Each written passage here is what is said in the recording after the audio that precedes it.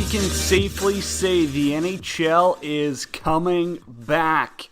Yes, that's the big news of the weekend. We're going to dive into it. How are you doing? It's Cody Jansen, Adam Ermintrout with you here. World Hockey Report coming to you live 12 Ounce Sports, Zingo TV, channel 761. So much to dive into. The World Juniors, 4 days away. Yes, the best hockey tournament there is. 4 days away. As long as we get there, let's hope COVID doesn't throw any more curveballs our way. I'm not prepared for that. All right, let's snap it over to Saskatchewan to talk about some of the big news here. Adam Ermintrout with us as always. Trout, what was your thoughts when you saw this finalized? And I mean, I know that there's still some things that do have to be organized, but a January 13th start, like that's a little over 3 weeks away. Yeah, I mean, it's kind of funny, like in classic NHL fashion, like this information comes out at like 10:30 at night on the weekend type of thing. So there's no big announcement, like people barely even know what's going on. But yeah, I mean, January 13th is quick, but I think this has kind of been in the works for a while. Like, right, like Wyshynski had that tweet that we kind of echoed, like, what was that, over a week ago now? And I think that teams were telling their players already, like, hey, like, let's get going here. Like, we're starting soon. So, I mean, January 13th seems soon, but I think they've been planning for this for a while. That's fair. All right, we're going to need to get you to speak up there a little bit. You're coming out a little bit quiet, Trout. But, hey, we got NHL back. I think that's a pretty big start, and I think that not having to have hubs is just as important. And I know that there's some teams, still some regulations. I know everyone's mentioning BC, but it also sounds like Ontario and Quebec could be having some problems. I wonder if, and I know that this was kind of pitched, and I've seen a couple of Edmonton sports writers kind of piggybacked off me on this one. Like, could an NHL team play in Saskatoon for the year? I know their families and stuff would probably hate it, but like, Adam, you know the SaskTel Center better than anyone else. I mean, that's as close to an NHL rink without being an NHL rink as it gets. Yeah, I mean, obviously it's not being used right now, and they'd have all the freedom in the world for TV and all that. I could see it. I just, like, I mean, Saskatchewan's almost just on as much of a lockdown as Alberta's. Not quite to the level, but at the same time, like, if BC's not allowing it, and then Saskatchewan does, and then old Scotty Moe's going to be under some fire here. But yeah, I really don't understand why provinces would say no to this. Like, all it really is like the guys, they're masking up, getting off the plane, getting on a private bus, going to a hotel, sitting there for 3 days, going back and forth between the rink, not seeing anyone, and all they're doing is spending money at your nicest hotel in your city and probably nicest restaurants too. So I don't really know why BC or anywhere would really be shutting that down, but who knows. Okay, I think he had a pretty good tweet on the healthcare workers. Like, I mean, walk me through that, because I think it's a great idea. I think that, you know, that's probably the least we can do, if not make it free. But walk everyone through that who hasn't seen it. No, I think I saw this originally with the Super Bowl workers, or the Super Bowl in Tampa, just saying, like, why can't vaccinated workers go? And I mean, like, why can't the NHL do that, where if you're a vaccinated healthcare worker in Edmonton, you can go to the games? And I do understand that there's maybe bigger issues with going to the games, such as, you know, security workers not being vaccinated, like if you have concessions open and that type of thing. But I mean, it creates some sort of an atmosphere in the building. It kind of gives the healthcare workers a thanks, just saying, hey, thanks for the last year of your work and all the extra time you've had to put in. And I mean, like, I don't know if you charge them or not. Like, it's like, if you charge them $20 for a ticket to a hockey game, I can't imagine a lot of people would say no to that. Yeah, so as I said, the one guy's like, well, there's money involved. And I said, well, I mean, $20 is better than $0, right? Like, he's comparing it to like 200, but 20 is better than 0. I think that's fair. I know I was the one that was kind of like, well, why don't we just let them in for free? Like, they've done enough. But then I get it. Like, there's going to be costs involved if they are going there, whether that's, you know, just having ushers around, or just general rink staff, cleaners, little stuff like that. But I thought that was a cool idea, and I honestly think that's something that probably should be considered. And I think that they'd be a little silly not to consider it, honestly. I don't care if that's just, ushering them into a private booth, that they've got all those suites and stuff that aren't going to be used. I'm still interested to see how a few of these things do shake down. It doesn't really matter where it is, but also, are we going to have broadcasters in the rinks again? Is that going to be allowed? Are they going to be calling games from home? What's these broadcasts going to look like? I think that there's so many questions. I'm excited. Well, so we tweet out that thing, hey, I love seeing fans back in the building. It was a Coast game with fans, not a big deal, right? Everyone's like, why would you want that? Like, there's a pandemic going on. Like, no shit, I know there's a pandemic going on. I'm just saying, if they get fans back in the building safely, I think that's pretty cool. I like seeing what the USHL is doing. I like seeing what the ECHL is doing. I think they've been doing it in a pretty fairly safe manner as well, where, they're allowing X amount of capacity fans as our restaurants, stores, just their local restrictions, and they're making sure they're buying these tickets in bulk. So, if you're buying 4, you're sitting by 4, and there's going to be 2 seats and like a row around you. So you're not sitting next to anyone, but you're safely distancing. There's minimal risk, if you ask me. I think that's the right way about it. And, honestly, I'm excited to see fans back in rinks. I think that's part of hockey. I think that's what makes hockey the same. And I think that's why the World Juniors this year is going to be a little weird. Yeah, no, I agree. And I think the weirdest spot maybe is that, like, for a rink like Rogers Place, like, we've both been there how many times? Like, the issue with that place is that there's one entrance, right? Like, I mean, if you could maybe get around that, and I think, like, once they're in the 18,000 seat arena, I think social distancing is fine, but I think it's a matter of getting there and what bathrooms do you use and all that extra stuff. But yeah, I mean, if you saw the Buffalo Bills landing back in Buffalo, like, there's 2,000 people unmasked. Like, some people don't care. I get it, like, the teams aren't liable, but some people just don't really, or seem to be over this, is what I should say. Yeah, that's fair. And I mean, obviously there's going to be COVID fatigue. I think that's just what people, or what they would have expected, right? There comes a certain point in time where guys just go, okay, I'm done with COVID. If I catch it or not. Gotta live life, yeah. Yeah, there's a certain aspect if you like that or not. Moving along, just quickly, we'll hit on these key dates. So training camps start December 30th to January 3rd. Season starts January 13th. April 12th is a trade deadline. Season ends May 8th. I think July 21st is the last, or no, July 21st. July 15th is the last day Stanley Cup's awarded. July 21st, expansion draft for the Kraken. July 23rd, NHL draft. July 28th, free agency. So nothing crazy. I mean, it's kind of a sprint of a season. Honestly, I wish it was a little bit shorter, just so that next season could be a full one and hopefully with fans. But I get it. You got to make some money this season. Nothing too crazy there. We asked you about division winners. Hit us up on Twitter at World Hockey RPT. Let us know your thoughts there. It's interesting. I mean, I think the Canadian division's going to be awesome to watch. I think the players are the ones who not suffer through it, but I mean, if you're playing in Vancouver, you're not that happy. Like, your road schedule this year sucks. I'm sorry. Have fun with that. Okay, moving along though. Ryan O'Reilly named captain of the Blues. No real surprise here, Adam. I mean, he's got to be the next best option, right? Like, he kind of is the heartbeat of the Blues right now. Yeah, I don't really think it would have been closer. Like, I mean, maybe Shen or Schwartz. I guess, like, just, Schwartz has been there for a while, and Shen kind of plays a similar style where it's just, hard-nosed two-way hockey. But yeah, O'Reilly definitely next best option. He kind of keeps getting better too, like, right? Like, I always thought of him as a 60-point guy, and now he's like 75, 80, and I could definitely see Boston doing something similar with Bergeron. I saw this floated out by Pete Blackburn saying, go captainless this year if Chara doesn't resign, and then announcement in front of the fans next October, which kind of seems like a cool idea also. It's not a bad idea. I think it's just without a doubt Bergeron's getting it. And all the Chara rumors floating around, like, oh, he might go to the Rangers, he might do this, he might do that. I don't see it. I mean, if an NHL team, everyone saw his decline last year.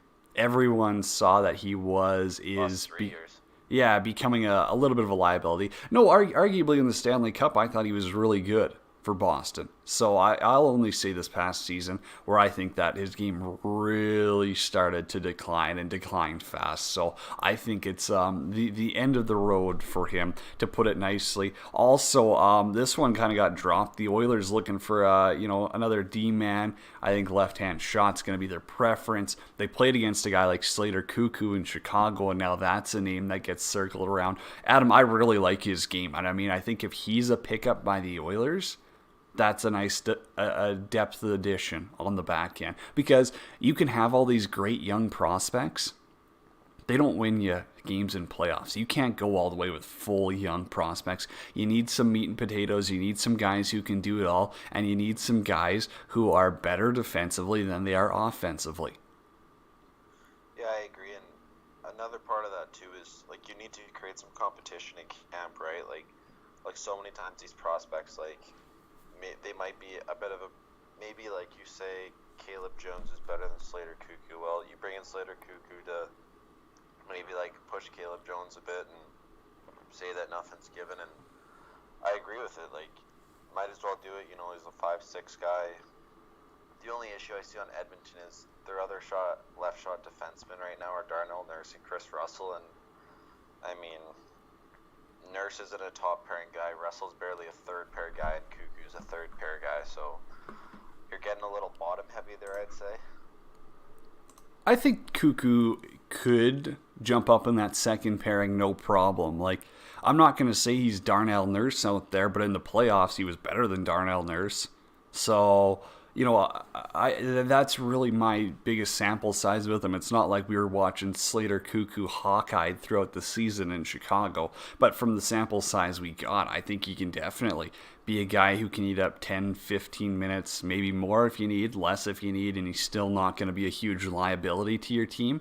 I think that's what the Oilers need. I thought that was, you know, if that's something they're going for, that's a great addition. Moving along to the World Juniors, it's Cody Jans and Adam Ermintrout with you here, 12-ounce Sports World Hockey Report. Let's talk, you know, the World Juniors, obviously the COVID test. Germany has 8. I mean, that's just terrible planning, preparation. I don't know. Someone failed the German team there. So they got 8 positive cases. Sweden has 2 within staff, none within players that have been reported. Adam, if you had to put a percentage on this, what's the over-under this tournament gets pushed back or canceled? I don't think it will. I think that was the whole point of getting them into the bubble early and all that stuff. And I mean, I don't really understand why they couldn't have done this earlier, right? Like, why could they have flown like a week earlier than they did to really get ahead of all this? And I understand that's extra hotel cost, but if you're really that concerned about getting the tournament started, then why not get them all in there earlier? I really don't think it gets canceled at all, so I'll say maybe like 3%, but that's fair. Yeah, I don't think it does. Just, you know, all the effort that's been put into this, I don't think old Rene Fassel is gonna axe this. Oh man, don't even get me started on him. And Adam, I mean, you follow Canadian media as well, so I find it hilarious how if you watch TSN, and I probably said it a million times on the show, but I got to bring it up because, I mean, hey, we got some stamps here. But, you know, TSN, oh, this is going to be one of the best tournaments of all time. And then there's Sportsnet. Let's cancel it. I mean, here's a couple of examples on Twitter. Donovan Bennett. Let's cancel it. Global pandemic tournament, not a good idea. Tara Sloan. Cancel it now. Like, I mean, there's a point where you're kind of like, give me a break. What? Oh, man. Like, Canada had a couple of positive tests and a couple of close contacts. Like, it's not like we're putting their lives at risk here. And as bad as that might sound, if this is done properly, like the NHL bubble, like the NCHC bubble in college hockey, if this is done properly, there's going to be no issues here. Do I think IIHF did it properly? No. But does it mean that we need to cancel the tournament like these Sportsnet mouths are saying? No. That's one part that pisses me off. Yeah, and nobody's forcing these kids to be there, right? Like they have no obligation with salaries or contracts. Like they could opt it out just as easy as the next guy. And I mean, Canada's captain, a guy like Kirby Doc, he's been in the NHL. He wants to be here, right? Like he's taken, I don't know, like is it a month now of just being in a bubble and being in quarantine just to play in the World Juniors. Like this is important to kids, and I mean, they're obviously less at risk of COVID getting them, but still some risk. But look, nobody's forcing them to be there, and like we said, like if this is March, are some of them there? No, but COVID fatigue settles in, and I mean, they're kids and they want to play in the World Juniors. Nothing's going to stop them. And I don't see why they wouldn't play in this tournament. I don't think that there is that big of health risks. It's not like they're having to bring families along. It's so much different than other activities. Like you can't just compare it to the NFL, the NHL. It's a totally different thing on its own. So as much as I rip on IIHF for how they did it, for how poorly it was planned, I mean I think if they get through it safely, you got to give them some props for pulling it off. Although Cody doesn't agree with it, who gives a damn at that point? Alrighty, our next guest though. I mean, we've, talked about him a little bit, teased it a little bit. Zach Fucale coming up on the show here after the commercial break.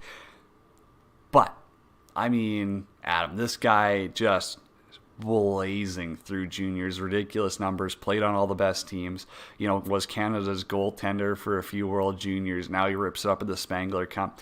And he'd be the first to admit he hasn't had the pro career that he wants, and he's still a young goaltender if you really think about it and look at it. He's not that old for a goaltender. I mean, I'm not going to say it's Tim Thomas cracking into the NHL at 30 or 31, whatever it is, or Jonathan Quick at another later age. But I still think that there is a pretty big ceiling for him. But let's talk about some of his successes. I mean, that Mem Cup in Saskatoon, you must have been there. You've been to every event that's ever hit Saskatoon. What was that like, seeing that Halifax team, and what was he like in net? Yeah, no, I think I went probably almost every game, and it was probably, I've tweeted this out, like the best Memorial Cup ever, just as far as prospects. Like Halifax has McKinnon, Drouin, Martin Ferg, Fucale in net. London has Horvat, Domi, Zadorov, Olimata. Portland in the finals played Halifax. They have Bjorkstrand, Seth Jones, Derek Pouliot, like Nick Patan, Ty Ratty. So many guys. So I mean, he was really good in that tournament. I'll never forget the when Saskatoon beat them.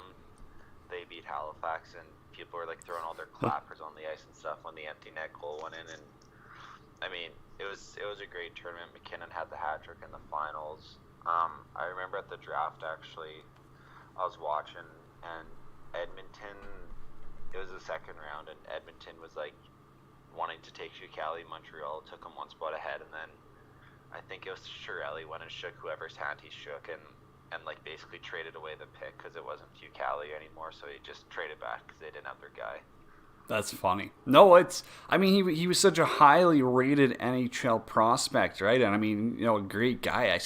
I wouldn't write him off by any means. I mean, he's clearly the best goalie in the coast this year. Like, no one's questioning that. It's just he hasn't been able to really put it together at the AHL for long periods of time. And, we've talked with guys like Matt Climie as well, and sometimes that's just the case. Sometimes guys feel more comfortable in one spot than another. I think Climie told a great story about, I can't remember what team it was on. I'm just going to throw out Texas because I think it's that. And it was one of the better AHL teams, and he said he just struggled. He said he was getting 20 shots a night, and he was letting in 3 or 4 consistently. And then he went to a bottom team, and he started standing on his head. And that's kind of how he kept grinding back and getting looks in the NHL. So sometimes it is just situation for guys. But that 2015 team, and I get it, they were stacked. They had an awesome team. They were playing a Russian team who had poor goaltending at the start, but Russia started to make a comeback, and Russia controlled pretty much that entire second period, I want to say, in 2015 final. You remember that one where I think they potted, 3 or 4 in the last 2 periods. Like, they made it a game. But, Yeah. Fucale, again, I think he was the difference maker come the third. Yeah, no, I skipped my like a grade 12 winter formal to watch that game or something like that.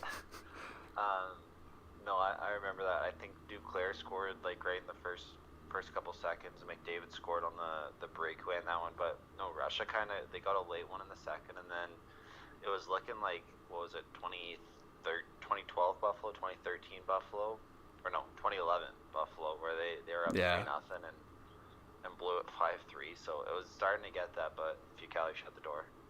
That's fair. And I mean, I know you're not a big Spangler Cup, but you have to have tuned into a couple of the games there. Like, he's been in 3 tournaments now, and I think they've won 2 of the 3, and their only loss came in a shootout against like a pretty good Finnish team who picked up a couple of players for that tournament. Like, you know, from your perspective, Adam, you know, the Spangler Cup's awesome. I mean, you got to go live in a Swiss resort. Sean Burke talks it up. You know, everyone's talked it up that's been there. Just for, you know, a guy who, and they can choose whoever. They can take a KHL goalie. They can take an NHL goalie, an ECHL goalie, whatever. But Fucale's just kind of been their guy. He's been Mr. Consistent for them. And I think that's pretty badass. Like, it doesn't matter what you do in the rest of your career. You know, there's also a certain part of not many guys get to be Team Canada's goalie for the Spangler Cup and win multiple tournaments. Yeah, exactly. Like, you hear a lot of those guys like Versteeg and Wojciech Wolski, and they always say like it was the best decision of my career going. Like, you know, you get to go to overseas and, you know, experience that lifestyle for a little bit, play in a tournament with some good hockey, and hopefully win. And I mean, I think we both know like how the Spangler Cup and how the World Championships really operate. Yeah, there's some drinking involved, and I mean, it's basically like a week-long bender with some hockey involved, pretty much, right? Oh, for sure. Well, no, I mean, hey, Fuchs has done a lot, young goaltender, and I still think he's going to get that NHL game in, no doubt. Shout out, Jordan tweeted us at this, UK hockey guy, I don't know if he's a current player, former player, great guy though, he follows us, I'm pretty sure, at Yo Jordan, said, great idea under your healthcare worker, said late November, Formula 1 had 2 races in Bahrain, I believe it is, I'm assuming that's somewhere in the Middle East, like they allowed healthcare workers only at the event. That's pretty cool. The NHL's got to pack it up and get going. Like, that's a great idea if you ask me. Also, some breaking news here from Elliot Friedman. Nikita Kucherov is probably going to be put on LTIR. Really? For their, so it's going to solve their Cirelli and Cernak. That's some cap issue stuff there. Like, I mean, does he have something nagging or? Battling an injury that might keep him out a while. No comment from team and agent. Details are sketchy, but obviously it's gonna be solved this week. So okay, other news that I just got a text about. Athanasiou. Some talks of him have been picking up here. A risk on him after what he showed last year in Edmonton. Like, what's his cost? What's Hoffman's cost? If I get those off you quick, we got like a minute or two.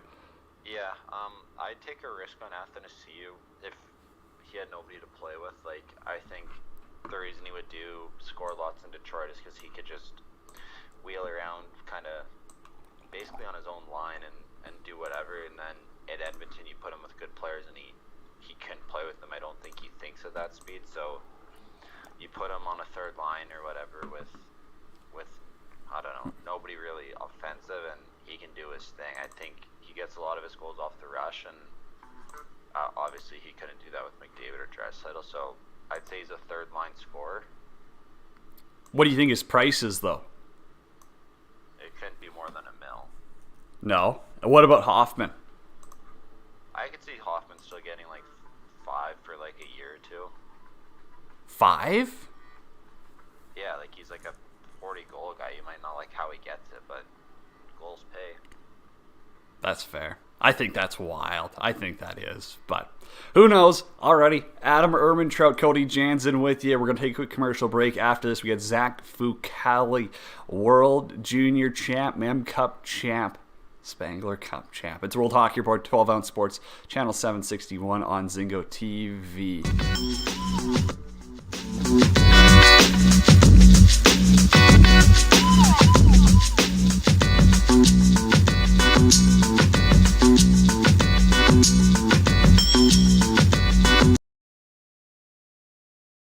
Welcome to MyBookie. You're ready to create an account and start making money. And we're here to help.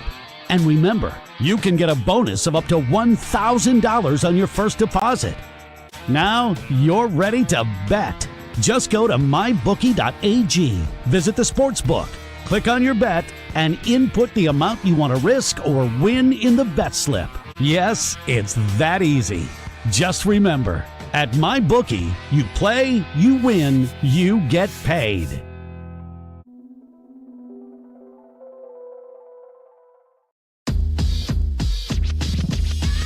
Hey guys, Glenn Metropolitan here with Rivero Hockey, NHL alumni, 22 years professional hockey. We're here to talk about the Merc 350, the lightest stick on the market. I've been using it for a couple months now. So impressed by the balance, the weight of it. The blade is very stiff, great feel, low kick point on the shaft. Consistency is amazing. Comparing it to all my other sticks that I use in my pro career, this would be one that I'd be very confident with going into a game. Give it a shot if you get a chance. Take care.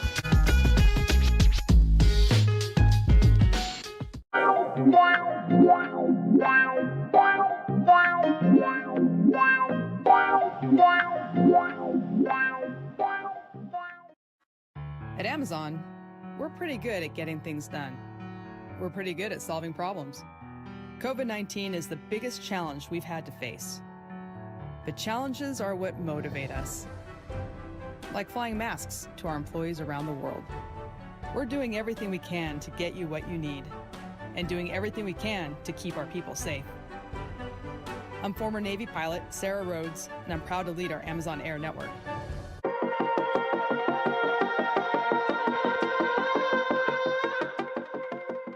All right, pleased to be joined now on World Hockey Report. Cody Jansen with you here, joined by Mem Cup winner back in 2013, World Junior Gold medalist 2015. He's slowly becoming a Spangler Cup legend here. I mean, these numbers speak for themselves. Hey, recently signed Washington Capitals organization. It's Zach Fucale joining the show. Zach, buddy, what's going on? What's up, man? Super happy to be on your show. Thanks for having me, and that's quite the intro. Jeez. Hey, we appreciate you taking the time. It's always fun. You know, you get to talk to someone who's done so much in the hockey world. You've got to see a lot of the world as well. And so I know you've got some cool stories, I'm sure, from Davos, maybe even Munich, that we'll dive into. But Zach, we like to kind of start back, you know, and not really get into the finer details, but being a goaltender, who did you watch growing up? Who was one of your idols? What are the reasons you wanted to be a goaltender? For me, when I first started, Josie Theodore was playing in Montreal, and he was really influential out here, and he was one of the influences for me. And Marty Brodeur was my main reason to start goaltending at the time when I was a kid. And yeah, I had the heating pads, I had the helmet, and I was a fan, so I still am. And so those were the two that influenced me to start playing goalie. You know what's hilarious? And I haven't heard anyone in my lifetime say Jose Theodore until about 2 weeks ago. We talked with Evan Weniger.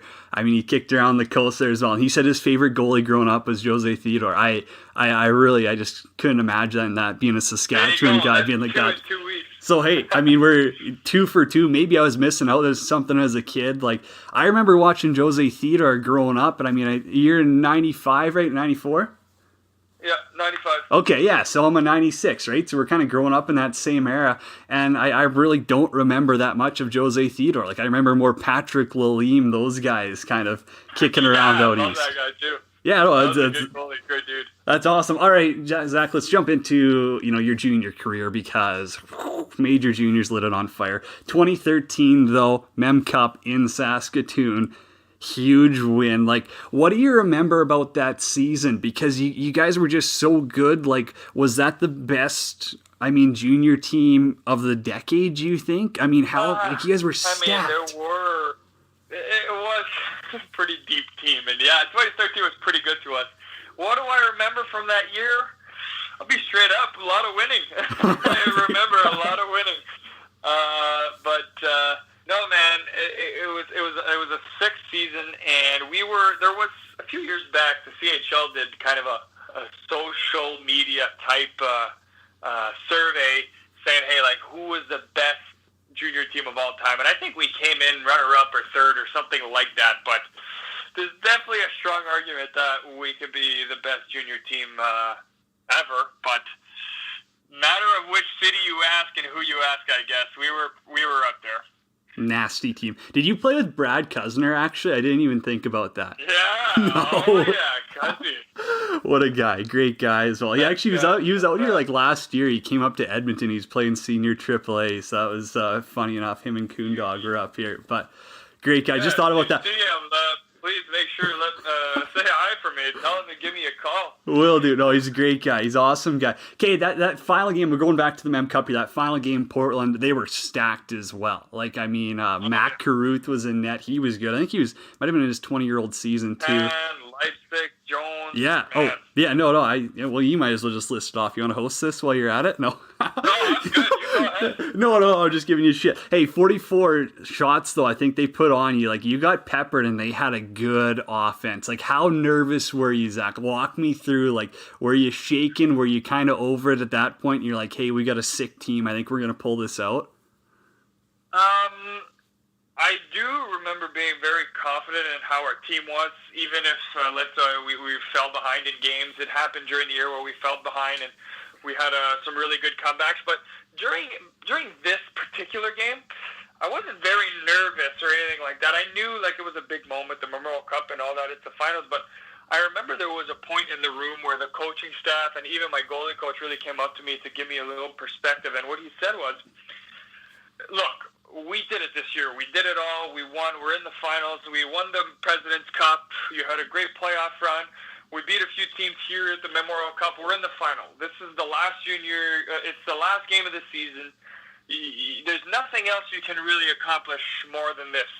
You know, you did great all year. There's only one game. So I remember how he put it to me. It was like, look, we did everything. We won everything. We're probably the best team in the country this year. There's nothing to be nervous about. This is just a final game, and the season's over. No matter what happens, win, lose, the season's over. So there's nothing to be worried about. I remember when he told me that, it really, really relaxed me, to be honest, because he put that into perspective, and then I just went on to play, have a good game, and just do my thing. So I think that was a good way that my goalie coach puts a little perspective for me at that moment.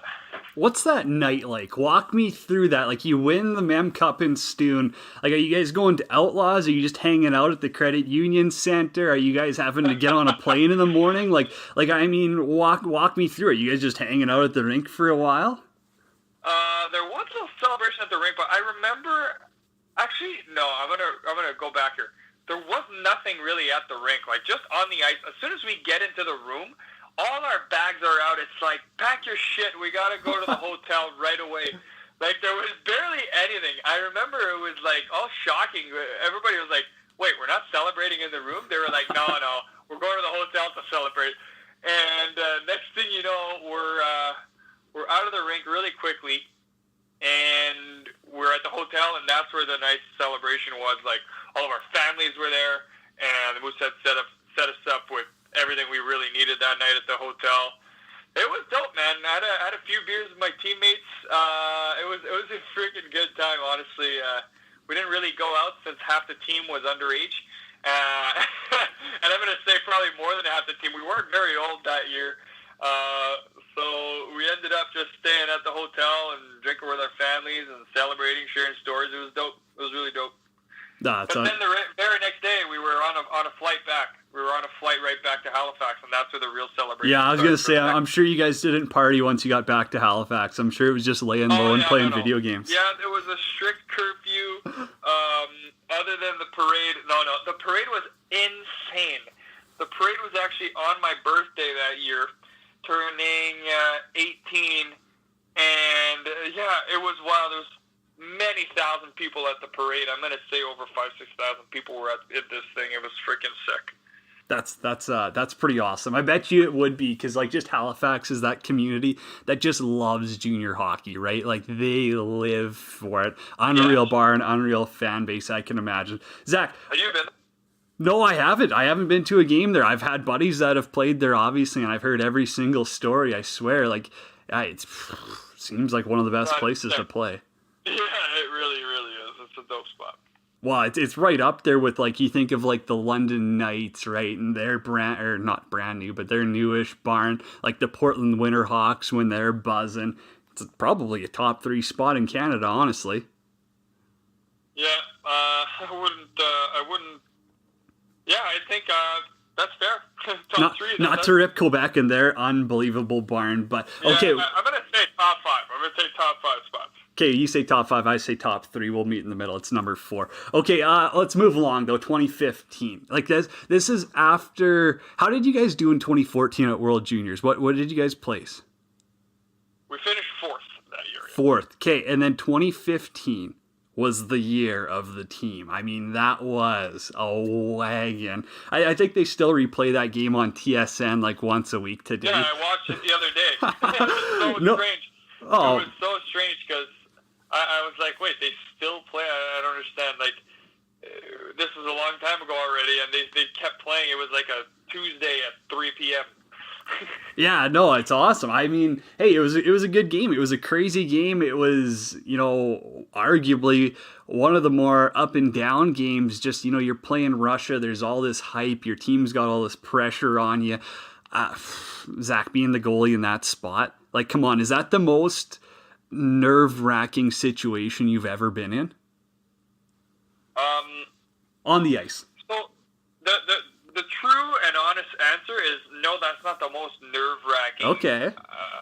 I've been in a game, to be honest. I in that moment, yeah, there was like a nice feeling of energy. Yeah, there was that little pressure feel, but I'm not going to say pressure too much because Hockey Canada did a real good job of like taking all distractions away. Okay? And I didn't feel like I was playing in front of more than the rink. So I knew the rink was full and that was sick, it was a sellout, but I didn't feel like I was in something bigger than just this arena that moment right there, And that was good because it just got me in a zone and I was just playing. But to me, I just didn't feel the distractions. I didn't feel the external pressure. It was just the pressure I put on myself. It was pretty dope, and the energy in that building, man, was absolutely ridiculous. Absolutely ridiculous. Just jumping on the ice for that moment in Toronto was wild. In the 2015 World Juniors. Yeah. To be honest, I lost track. Were we talking about 2015 or 2014? We talked a little bit about there. 2015. It's all right. It's all right though. No, unreal feeling. You honestly have to feel a little gutted for the kids this year that are playing World Juniors in Edmonton here. Like, no fans. I get it. It's still an awesome tournament. It's still a big spotlight, but it's not the same. It isn't. No, it's not. Unfortunately, it's not because of the feel in person. But I'm going to say this, though. There's going to be more people that will watch it than ever before, probably, this year. You think so? I've gone back and forth with think it. so. Yeah, okay. Yeah, no, I honestly... I think it's going to be the most people ever that's going to watch this tournament. Because now everybody's going to have nothing else but that. I don't disagree with you there. I think just kind of the general television trends, even like, the Stanley Cup final, I get it, it's an unconventional final. Oh, yeah, like other sports, like just the viewerships have gone downhill, and maybe it's because sports aren't the first thing on people's mind. But, end of the day, it does suck. All right, Zach Fucali, my guest here, World Hockey Report, Cody Jansen with you. Zach, what's your nickname? I don't like calling you Zach. It's too formal. They call you Fuchs. What do they call you in the room? Yeah, they call me Fuchs, yeah. Fuchs, okay, I could have guessed that one. Former goaltender. Keep it short and sweet. Fuchs, let's talk Spangler Cup. With three-time champion? 3 or 4?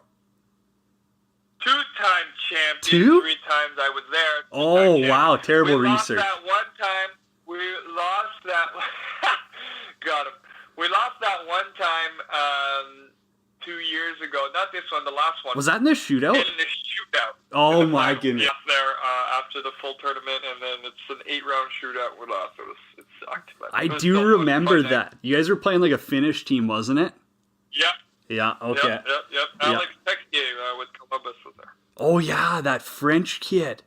Nasty. Yeah, he's really good, yeah. Yeah, no, he's nasty. That's hilarious. Okay, well, let's talk about the bright side, though, the winning. What was it like? I mean, like, did you know much about the Swiss League when you went over? I know some guys, like, you spent your whole pro career in North America up to that point. Like, did you know much about, like, Davos and stuff? Did you watch the Spangler Cup growing up as a kid? Because, like, for me, I've always thought Europe's cool, and I always thought the Spangler Cup was the best thing. I mean, I watched as much Spangler Cup as World Juniors growing up. So the first time I went, I don't know if it's 2017 or, yeah. First time I went to that tournament in Davos, I had no real expectation, or I didn't know what I was getting into. And whenever I got that call from Schomburg, he said, "Hey, look, like Zach, we think it's a good opportunity for you to go to the Spengler Cup in Davos during Christmas." I'm like, "Well, what's the Spengler Cup? What is that?" So I was explained what it was. I went. It went really well. I had one of the best times of my life there. And then I just came back, had a real good tournament. They invited me again 2 years later. I went again. It went really well. That was when we lost in the final. And then the very next year, I'm right back there again, man. Davos it's so sick. It's like just a winter wonderland in the Swiss Alps. Christmas, New Year's, just all Canadians on a squad playing in Switzerland, man. Like, I don't understand. I don't know how to describe other than it was like the greatest experience, really. I wish everybody could have that experience in the Swiss Alps, play some hockey on an outdoor professional rink. It's like you look in the background, you make a glove save, and you look behind you, and it's freaking Swiss Alps. Like, that's dope. It was a good time. Oh, one of the coolest buildings, like, architectural-wise ever. Okay, like, I'm sure you've played against Davos now, but can you explain to the people, like, I mean, I got to talk with, like, Jeff Glass, Matt Climby as well, like, great guys, too, and so just explain to people what it's like when you're playing the home team in Davos, because those fans, I honestly don't think there's any comparable to them in the world, and that's with every single European hockey team. Like, Davos, there's just something about it. Yeah, I'm with you. There is something about it. There's that whole soccer field in Europe that when you play in a building, there's always standing room somewhere. So in Davos, how it was, I know they're renovating it now, or they did last summer. I don't know if they changed the inside of it, but in Europe, there's most teams have standing room. So instead of just having seats and stuff, in the back, usually, like, people are, like, sardined, like, super tight, standing up, and they're just standing all game and jumping and clapping and singing and, like, chanting, okay?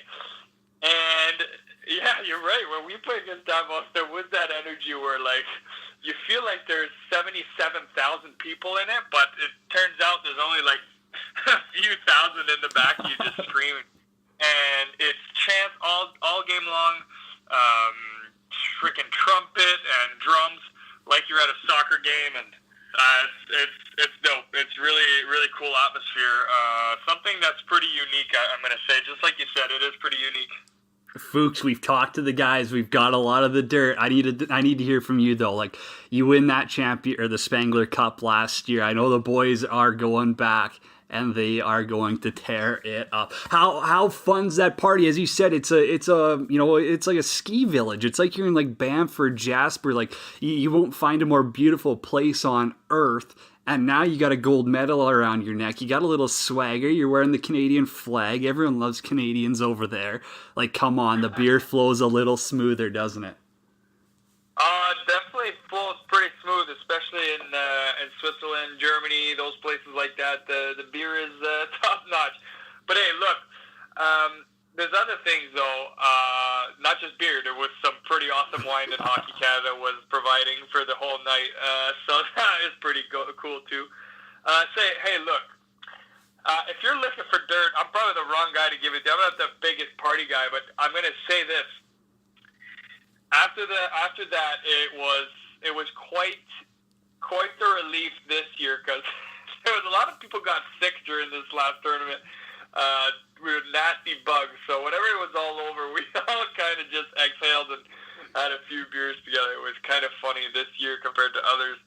But yeah, man, it was quite the party. Some guys went out till pretty late. I'm going to say pretty late, especially when our shuttles were the very next day at 5, 6 a.m. A couple of them just went straight to the shuttles. Packed their bags before they went out and went straight to the shuttles. Oh man, I've heard the stories, and I mean, I guess this might have been 2 years ago now. There's a good Alberta boy who was playing over there, and he had a game in the Finnish league, like I guess a day or two after the tournament, and he literally said he showed up and he played the next day, and he probably wasn't supposed to be driving to the game. It was two nights in Davos did that to you. I mean, Fuchs, man, I appreciate you hopping on. It's always good to talk and reminisce on some of those awesome stories. But I got to ask you, I mean, you're keeping busy in the off season. You're keeping busy now with Living Sisu, and it's awesome to see what you're doing. Not even just for athletes, honestly, it's people, it's everyone who wants to change their lifestyle in a sense. Walk everyone through here of what Living Sisu is to you and what you're doing with that.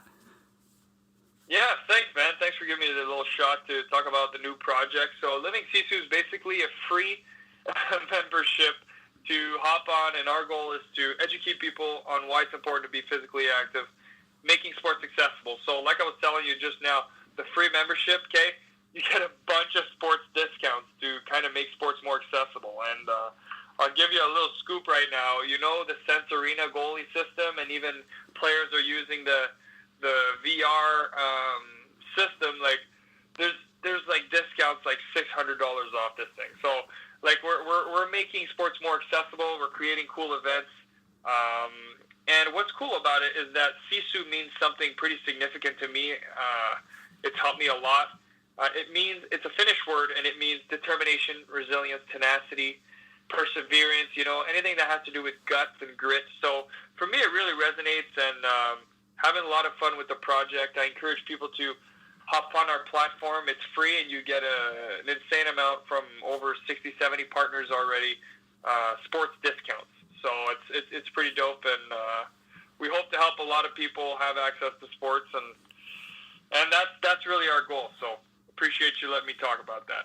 Hey, that's awesome, man. We'll share it across all the World Hockey Report platforms. Let people, find that out. I actually got one more for you. I've taken you long enough here, but I got one more for you. You signed with the Washington Capitals organization coming back here. Zach, I know you haven't got that NHL start yet, but how much does that still drive you right now to be the best? I mean, I know you take everything serious. You walk around. You've got that borderline NHL resume, and now how much does this, getting another opportunity drive you to be like, hey, I still have a chance, I still have it in me, I still want it? Like, what's that like for you preparing for this season? I mean, it's definitely, I was very driven these last few weeks and months, especially with the whole COVID situation, where you had to find that motivation somewhere, right? And it wasn't always easy to find when we're all stuck at home. But for me, I do feel like what you're saying is super, still rings true to me. Like, I have an opportunity in front of me, and I really want to make this work. And I've worked real hard to make it to the NHL, and that's still my goal.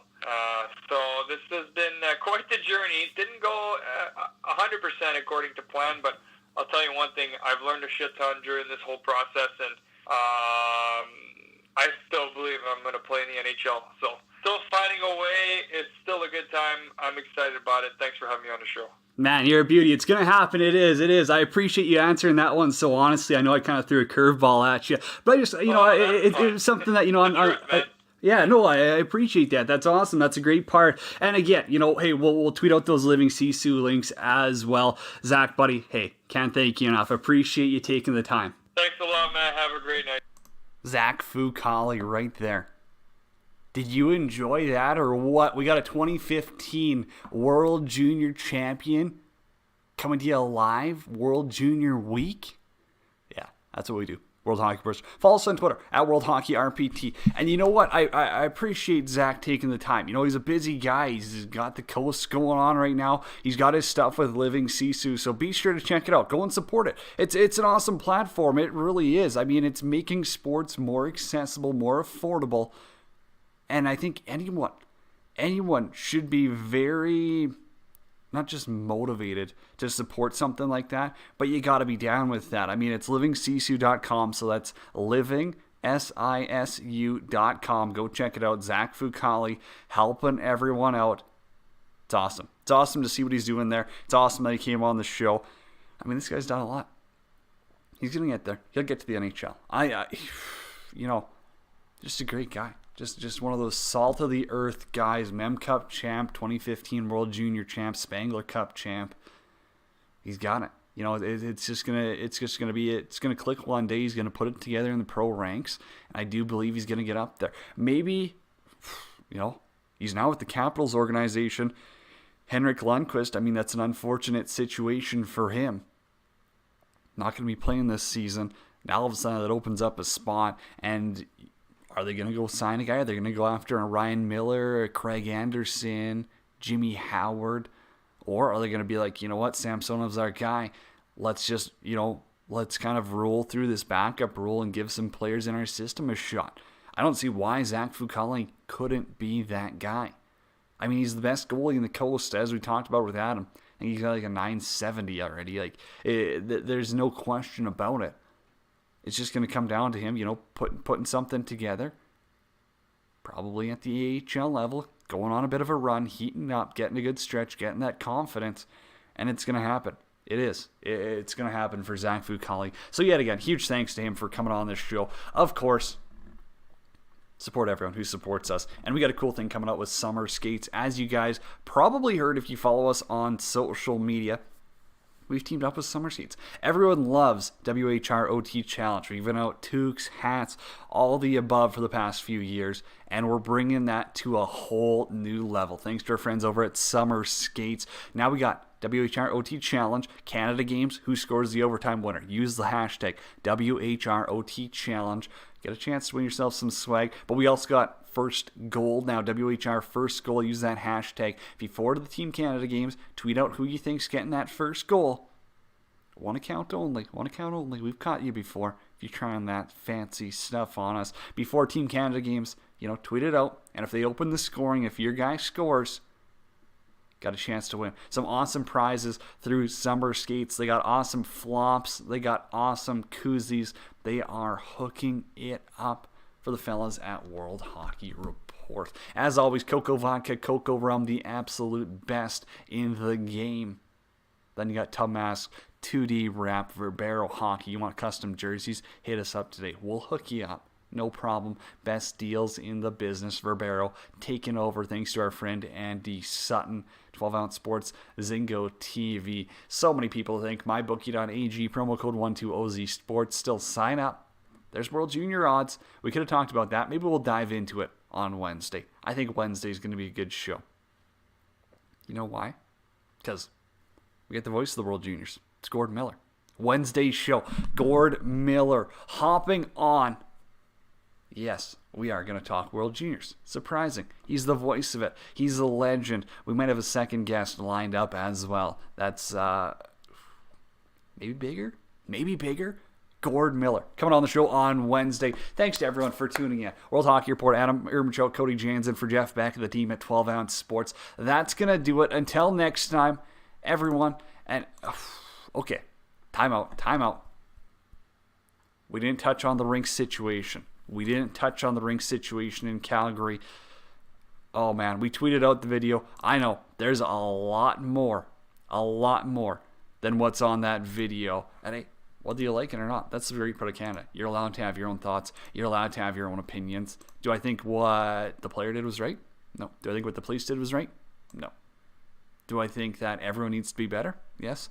Do I think that everyone needs to be kind? Yeah. That's it.